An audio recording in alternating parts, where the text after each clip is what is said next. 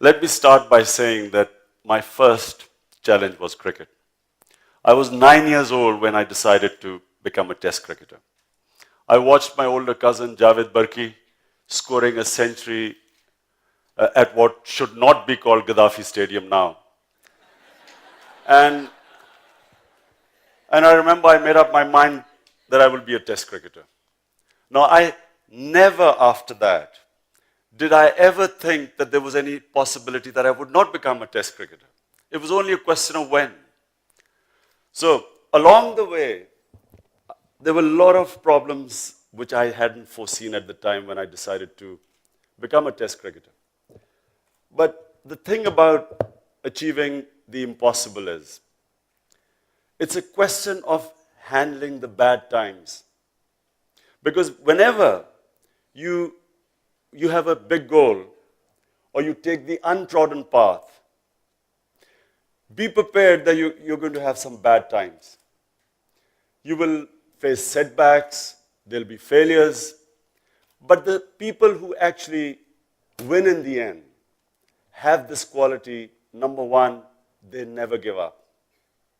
You only lose when you give up. And secondly, they have the ability to cope with the bad times. Now, my first bad time came when first I played my first test match. I was dropped.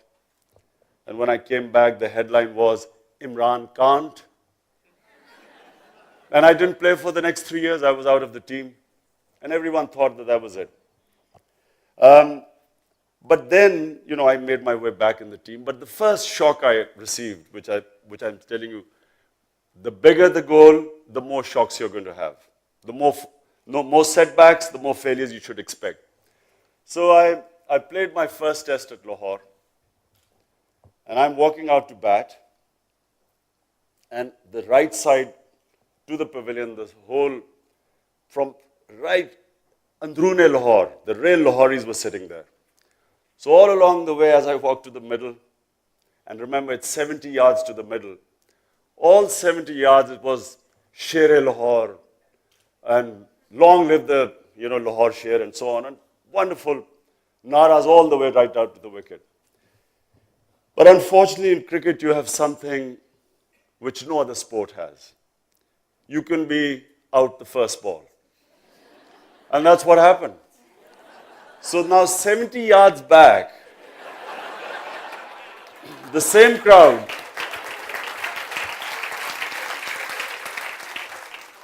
there are ladies sitting here, so I will not tell you what they actually said to me. But I'm telling you in Lahori, Punjabi, what I went through the 70 yards back, it might have been 70 miles I was walking. Anyway, I came back and I was in a shock. I said, how can the same people who were just calling me lion, how could they have turned around and be saying all those things they said to me? And so this, there was quite a while to get over it. But then over the years, I got used to it. The other big time when I can say was the sort of defeat that was very difficult to take was when first time we toured India and we lost. Now imagine now that we've lost the series and we are flying off to Pakistan the next day. There is a team meeting going on. What is the team meeting? How can we arrive in Lahore when everyone is asleep? So we came on a flight that arrived at 4 a.m. in the morning. The custom people kept us there for 3 hours, so until it was light. And everything was confiscated. I still remember it. Everything we had, this is Indian. In those days, the custom laws were much more strict. So everything was taken away from us by the custom officials. And for days, we couldn't go out of our houses. People, the players had to hide in their houses, really, because the sort of anger the public felt. And then the other setback I can tell you when I contested my first election. Now our party was only 5 months old.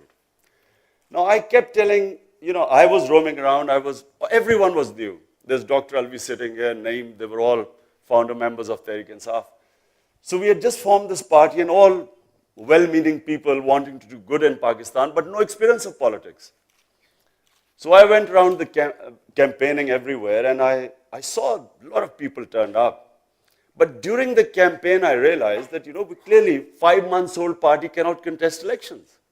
So our idea was that we will just go all over Pakistan, take the agenda of corruption to the people, that corruption is the number one issue in Pakistan, and then just before the election, we'll withdraw. So of course, I was all prepared and, quite enjoying my tour, thinking that we are not going to contest election and loving all the sort of first time sort of going all over Pakistan.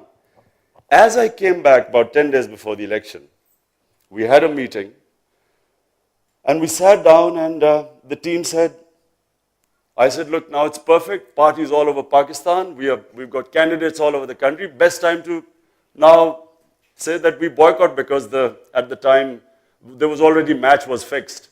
So we thought we're not going to win anyway, so best time to leave. Of course, my team overruled me. They said, no, we are going to win the elections, because they had no idea what elections were. Anyway, so I warned them. I said, look, this could be a big disaster. And they had no idea what elections were. All new people. So, of course, the polling night, Tehreek-e-Insaf has a clean sweep the other way around, not one seat. Anyway, now by this time, now I'm conditioned. I'm conditioned to seeing ups and downs. So I know I had exactly developed the mechanism how to cope with failure. First thing you do is, don't read the newspapers. What is the point of reading the newspapers when you know whatever is going to be written is not going to be complimentary? Secondly, do not go to any public functions. Because when you go to a public function, you will get plenty of advice. Because advice is free. But the only problem is the advice you get when you've lost, it's like rubbing salt on your wounds. So best is avoid people. Number 3, try and go away somewhere where there's no one, like go to the Karakorums for a trekking holiday. Best time to be with the family. But the problem is when you have a sound thrashing, failure has its own dynamics. What it does is that you will find that even your close friends view you differently. Even they change towards you. So if you expect all this, then you can deal with failure very well. Because what failure does is something invaluable. It gives you time for soul searching. It enables you to analyze your mistakes. It is the one time where you can learn. Failure can be the best teacher, provided you do not get demoralized by failure. If you get demoralized, you've lost. If you can assess and analyze your mistakes, it is a stepping stone to moving higher. All the people who I knew over my life who were successful had one quality. They could handle failure, and they had the best analysis. They were the best critics of themselves.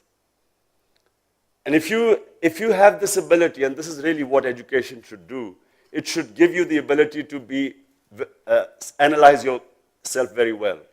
And that is the time that you work to eliminate your mistakes and you get stronger. So the secret of success is that each time you have a setback, and remember, the higher the goal, the more the setbacks, each time you analyze, work hard to eliminate the mistake in anything you do, and then you can move forward. But never. The biggest problem is that when you have a setback, is that there is a big temptation to scale down your dreams, to scale down your ambition, to suddenly expect something less of you. This is the biggest trap. Most people fail when they compromise on their dreams and their vision in times of weakness. It is the time when a person is vulnerable. And in this state of vulnerability, you will make a fatal mistake by scaling down on your ambition. So I'll give you examples. When I started playing cricket, I saw Dennis Lillee. I was only 18. I saw Dennis Lillee, this great Australian fast bowler, bowl in England. And I wanted to be a fast bowler. Now, whenever I went to the coach in Worcester or the senior players where I was playing county cricket, everyone said, you don't have the physique, you don't have the bowling action to become a fast bowler. You can't become a fast bowler. And every time they told me that if you try and change your action, you will lose all your natural gift. I'm probably the only bowler in history who completely remodeled my action to suit my ambition. Because your body adjusts to your ambition. Your body will adjust. The body follows the mind. Mind is what is the power in a human being. The power of mind, you can only discover this power when you look inside and pit yourself against challenges. The more you challenge yourself, the more strength you will discover inside you. And then later on, when I used to play for the Pakistan team, I always remember a captain before used to go out to field, all the captains. I remember in the team meetings, we used to be told, first priority is not to lose. And then winning was a bonus. Now, this is a big difference. Remember, the positive mindset is we will win. Negative mindset is we should not lose. Any policies you make out of fear are destined for disaster. Policies should, whenever you make your own policies in life, they should never be determined out of fear of anything. And the worst fear is fear of losing. Because a fear of losing stops you from winning. During a match, for instance, and in life also, but your opponents will always sometimes make a mistake. And the people who have players or champions who have positive outlook, in other words, who are looking to win, they will grab that moment. But players who go on the defensive, scared of losing, they will miss out on these moments. So the killer instinct is that when your opponent makes a mistake, you grab it. You don't let him get back off the mat. But you can only do that if you are going in with the right frame of mind. And it's exactly the thing in life. Whatever your dreams are, always never think that you will not achieve it. I have never, ever, ever thought that there's whatever I've put my mind to, never has it entered my mind that I won't achieve it. And in politics, I've been 15 years. So you would have thought that I would have been now feeling that a lot of people, Imran sahab, kab aapne, kya wajah hai ki aap fail ho gaye? Abhi, a lot of people tell me, you've been 15 years and you haven't succeeded. But it depends what you're aiming for. What is it that you want? What are the goals you've set yourself? Is it just to become a prime minister? Is it just to become a member of parliament, a minister? What is your ambition? So the greater the ambition, the greater hard work you've got to do. There are no shortcuts in life. If you want to achieve something big, there is no such thing as a quick way of achieving anything great. You have to go through the process. Because it's the process that makes you. It's the process that strengthens you. And it's each time you fall and pick yourself up, you come back much stronger. But the secret is you never, ever give up. You only lose when you give up. And the ability to handle the bad times. No, you should develop a mechanism. And this about in vulnerable times, suddenly giving up on your mission. So we wanted to build a cancer hospital. Cancer hospital I wanted to build, A, because seeing my mother in pain, but B, realizing what happens to a poor man when he gets cancer. Because I realized the cost of cancer treatment. And I realized that if people like us could barely afford cancer treatment outside Pakistan, what happens to ordinary Pakistanis? So that was the reason. So I campaigned for the hospital that it would be primarily be a free hospital. And secondly, that it would not distinguish between the rich and the poor, because when I took my mother for treatment in England, she was in this hospital where there was a national health patient and she was on the next bed, pain bed. No difference. The nurses, doctors didn't treat them any differently. So the other ambition was to have a hospital where there were no VIPs. So anyway, when the hospital opened in 95, we had this American administrator, and the first thing he said was that you will not be able to treat more than 5% of the patients free. If you do, the hospital will close down.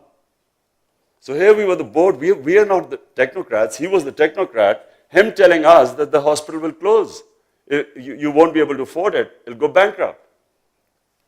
15 years later, we overruled him because that's what we stood for. All the money had been collected because the majority would be treated free. 15 years later, we were awarded by the World Health Organization as a center of excellence, and the only private cancer hospital anywhere in the world which gives over 75% free treatment. And then I was, in my constituency in Miawali, I was campaigning, and I discovered a lot of young men who were unemployed and who ended up either on very high rate of drug addiction and secondly crime. So I thought I'll build a little technical college so that they can come and give them few skills and they could be employable. I went to the people, they gave me a piece of land, beautiful piece of land by a lake, hills behind. And then as I was thinking of building this little technical college, I got approached by Bradford University to become the chancellor. So I thought, okay, here, if I can get Bradford University to come here, which was a technical-based university, I could have a technical-based university here in Namal. Everyone told me that you can't build it in a rural area because you can't get faculty. It is now the first private sector university in a rural area and in a wild area. It's only about 40, 50 miles from, as the crow flies, from Waziristan. So imagine, building a university with Bradford University degrees in that part of the world, and you won't believe it, not only has it taken off, the first batch comes out, but we've created another revolution. In Miawali, where there's no concept at all of co-education, we have, for the first time, girls from poor conservative families studying in the university with the boys.